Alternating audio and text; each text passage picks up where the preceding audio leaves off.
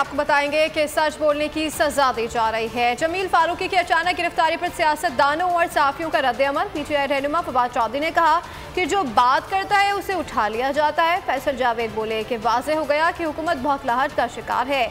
उस्मान बसरा का कहना था कि सच बोलने वालों का गला घोंटने से बेहतर है कि अपने गिरबान में जाके।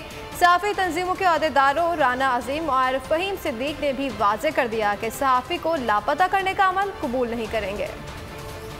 आपने देखा जमील फारूकी को रात को उठा लिया गया, मीडिया के जो एंकर्स हैं उनको हटाया जा रहा है, टेलीविजन बंद किए जा रहे हैं, बोल बंद किया। आज़ादी राय पर, आज़ादी सहाफत पर जो ये कदम लगा रहे हैं। अब जमील फारूकी की खबरें आ रही हैं, ये जो हथकंडे इस्तेमाल कर रही है ये इम्पोर्टेड हुकूमत, इससे साफ वाज़ेह है कि ये बौखलाहट का शिकार है। जमील फारूकी साहब का जुर्म ये है कि वो सच बोलते हैं, तो ये जुर्म तो पाकिस्तान के 25 करोड़ लोग कर रहे हैं। आप सच बोलने वाले लोगों का गला घोटने से बेहतर है अपने गिरेबान में झांकें। अगर जमील फारूकी ने कोई जुर्म किया है तो उस जुर्म को सामने लाए। अगर वो मुजरम है तो अदालत फैसला करेगी, अगर वो बेगुनाह है तो अदालत छोड़ देगी। ऐसा अमल है कि जिसको बिल्कुल ही कबूल नहीं किया जा सकता। तो जो भी है इस मामले में हम मुतालबा करते हैं चीफ जस्टिस ऑफ पाकिस्तान से हमने मुतालबा किया है। आपके चैनल से भी मैं अपील करूंगा उनसे कि वो फौरी तौर पर इस बात का नोटिस लें। इस नाम नहाद जमहूरियत के अंदर भी आप किसी से सवाल नहीं कर सकते, किसी पे तनकीद नहीं कर सकते, तो फिर आप बेहतर है कि पाकिस्तान में तो मिडिल ईस्ट के मुख्तलिफ ममालिक में यूएई में बादशाह आता है,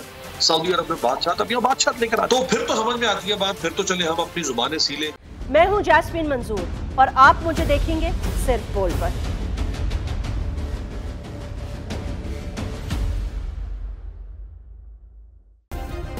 सब्सक्राइब करें और बेल दबाएं ताकि कोई खबर रह न जाए।